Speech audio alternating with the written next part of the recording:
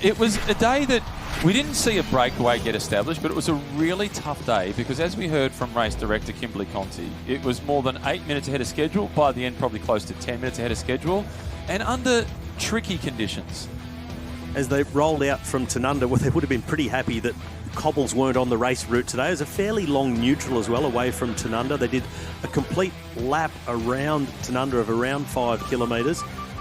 Gave everyone time to get a bit of a feel for the course, for the roads, but nonetheless, within the first couple of kilometres, there was the first big crash of the day, and a couple of victims went down, and out of the race was Katarina Chung-Orr on the left-hand side, and some pretty nasty damage to some of the bikes as well. But 3 of the riders able to get going again. Later on, another crash.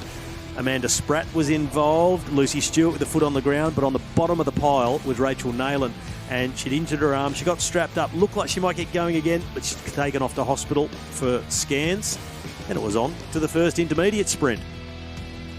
Ruby Roseman Gannon took out Ziptrak first intermediate sprint, and her own teammate Georgia Baker creating a nice buffer there, taking second against ahead of Hayley Jones from the Giant Racing team, before we saw Lucinda Stewart take another crash, clipping of the wheel at the back of the peloton.